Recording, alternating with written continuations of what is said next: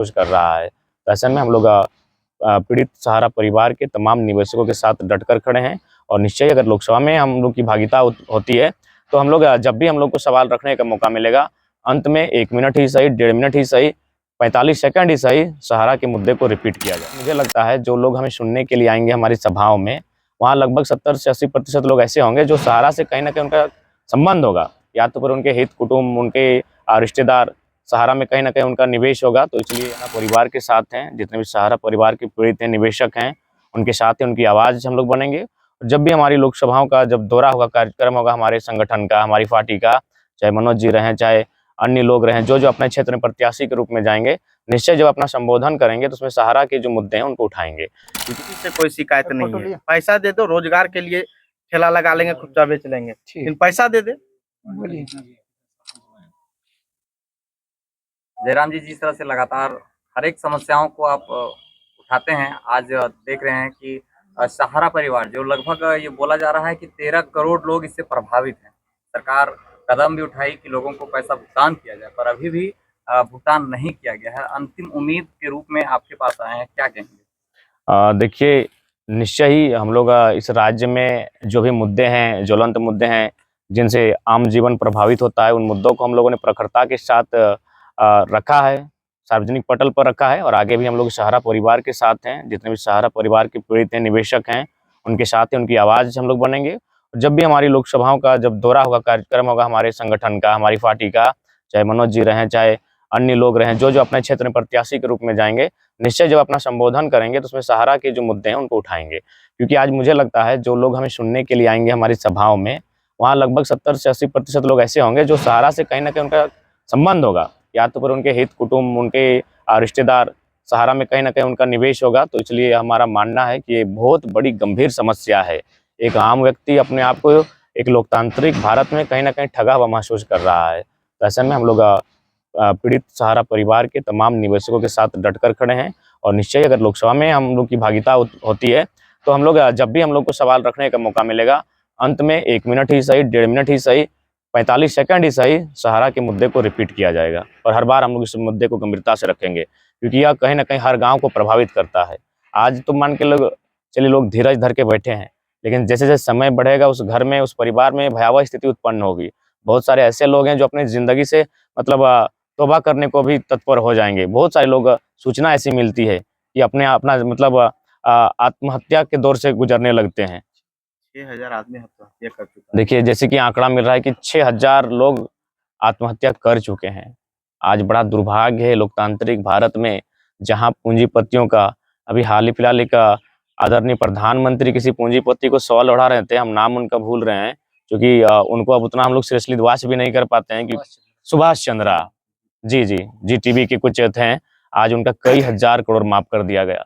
तो कब तक आखिर एक व्यक्ति के लिए, अरे सुभाष चंद्रा का अगर माफ नहीं किया जाता तो किसी गांव के कोने में अपना बागी का जीवन यापन कर सकता था, लेकिन आज कई करोड़ लोग जिनका वास्तव में भुगतान होना चाहिए, आज रामदेव बाबा के कई हजार करोड़ माफ किए जाते हैं। आज नीरव मोदी, मेहुल चोकसी, बाबा रामदेव, इनके कई हजार करोड़ माफ कर दिए जाते हैं। कुछ लोग कई हजार करोड़ लेकर इस देश से पलायन कर जाते हैं, भाग जाते हैं। तो इसलिए मेरा मानना है अब आम जनता को भी समझना होगा परिस्थिति को, और लोगों को जात धर्म के आधार पे नहीं, जो उनके मुद्दों पर राजनीति करे उनको चयन करने की आवश्यकता है। हम लोग उम्मीद करते हैं कि आने वाले दिनों में झारखंड में 14 लोकसभा सांसद हैं।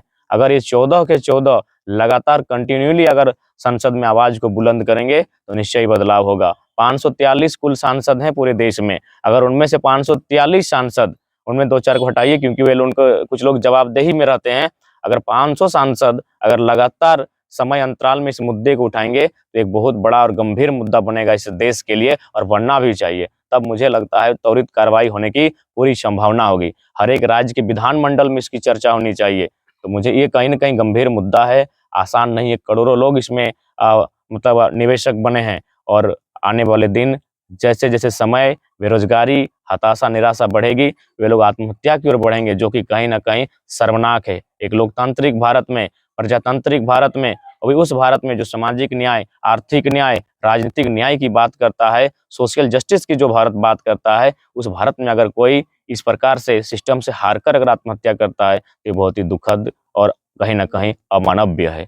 इसलिए हमारी आपके चैनल के माध्यम से तमाम जितने भी मीडिया के प्लेटफॉर्म हैं उनके माध्यम से अपनी आवाज़ को बुलंद करते हुए हम कहना चाहेंगे कि आज देश को सहारा परिवार के साथ खड़ा होना चाहिए। पूरे देश में जैसे हम लोग ट्विटर में हैशटैग अभियान चलता है, हर सोशल साइट्स में, हर जगह कहीं न कहीं जो व्यक्ति नहीं भी जुड़ा है, उस व्यक्ति को भी इस पीड़ित समूह के साथ खड़ा होने की आवश्यकता है। आज देश को सहारा का साथ देने की आवश्यकता है। सहारा परिवार में जितने भी निवेशक फँसे हैं, उनके साथ खड़े होने की आवश्यकता है। एक मामला भी सामने आया, अभी जिस तरह से साथी यहाँ बता रहे थे कि जितना भुगतान किया गया उनको भुगतान करने में उससे कई गुना मतलब कई ज्यादा खर्च हो गया। खर्च बहुत आप भी जानते हैं सरकारी प्रक्रिया किस प्रकार से होती है, नाम में मिस्टेक, डेट ऑफ बर्थ बनने में मिस्टेक, इस प्रकार से बहुत सारी त्रुटियां निकाल के लाती हैं। जबकि ओटीपी के बाद तो ओटीपी अगर आ चुका है तो वहाँ तो मिस्टेक्स की कोई एरर की कोई गुंजाइश नहीं है। ओटीपी ना आने से पहले मिस्टेक्स हो सकता है। ओटीपी डालने के बाद उसके बाद अगर मिस्टेक्स ढूंढते हैं तो ये कहीं ना कहीं उस सिस्टम की फेलिटी है जिस सिस्टम को सरकार ने प्रोवाइड करवाया है। जिस तरह से देखिएगा कि आर्थिक तंगी से लोग गुजरते हैं, रुपया पाई पाई जमा करके लोग जमा करते हैं पैसा, वहीं अगर शिक्षा में खर्च होने की बात है, ट्यूशन पैसा का देने की बात है, वहाँ पे भी लोग नहीं खर्च पा रहे हैं। अगर मान लीजिए पैसा अगर दे देते तो शायद अपना आर्थिक रूप से बिल्कुल देखिए इस सहारा से वही लोग जुड़े थे जो मिडिल क्लास फैमिली से थे। कोई अपर क्लास मुझे नहीं लगता है कि उनका इन्वेस्ट जो मैक्सिमम होगा। मैक्सिमम इन्वेस्ट इसमें लोअर और मिडिल क्लास फैमिली के लोगों का ही है। और बिल्कुल, बिल्कुल आज हमें लगता है लाखों बेटियां हैं, लाखों परिवार की जो बेटियां हैं जो आज कुंवारी हैं, इस आस में कि उनके पिता को सहारा भुगतान करेगी और उस भुगतान किए गए पैसे से उनका हाथ में मेहंदी लगेगा और उनका ससुराल जाने का रास्ता तय होगा। बहुत सारे बच्चे ऐसे हैं, लाखों बच्चे ऐसे हैं जिन्होंने अपनी एजुकेशन, अपनी पढ़ाई छोड़ दी और अपने आप को एक दिहाड़ी मजदूर बना लिया क्योंकि अपने पिता के हालात को देखकर। तो मेरा मानना है, मेरा ही नहीं शायद पूरे देश का मानना होगा कि आज इस देश को कभी सोचना चाहिए कि लोगों को किस ओर लेके जा रहे हैं। इस राजनीति को इंडिया पाकिस्तान हिंदू मुसलमान के नाम पर वोट लेकर अब कहाँ लेकर जा रहे हैं। इस देश के जो ज्वलंत मुद्दे हैं, बेरोजगारी, महंगाई, आज सहारा का मुद्दा भी एक बहुत ज्वलंत मुद्दा है। इन मुद्दों पर देश को वोट करना चाहिए। इन मुद्दों पर देश के जो जिम्मेवार लोग हैं उनको बात करनी चाहिए। इसलिए आज हम लोग जब भी हमारे कार्यक्रम होंगे, छोटा ही सही, हम लोग हमेशा सहारा की बातों को उठाएंगे और बहुत ही गंभीरतापूर्वक उन बातों को रखेंगे। सरकार की बात करें तो सरकार भी सहारा परिवार लोगों को बेसहारा छोड़ दी है, तो इस देखिए आप भी जानते हैं, क्या करेंगे? देखिए हम लोग आवाज़ बनने का काम करेंगे। लोकतांत्रिक भारत है, संविधान का आर्टिकल 19 आपको अपनी बातों को रखने की आज़ादी देता है, अभिव्यक्ति की आज़ादी देता है और हम लोग अपनी अभिव्यक्ति की आज़ादी का सदुपयोग करते हुए अपनी बातों को उठाएंगे।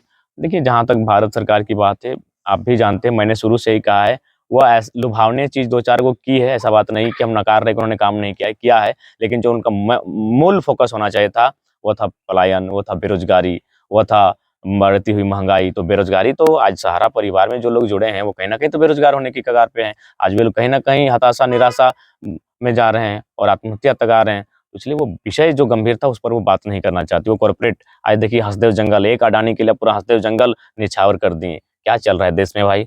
आज देश में क्या वास्तव में प्रजातांत्रिक देश का माहौल है, या फिर आप किसी को ताजपोशी करने की तैयारी में, तो वो भी कर दीजिए, ताजपोशी ही कर दीजिए इस देश में। फिर देखेंगे जनता लड़ेगी भगत सिंह बनकर। आज जनता भगत सिंह इसलिए नहीं बन रही कि उनको मानना है कि लोकतांत्रिक देश है।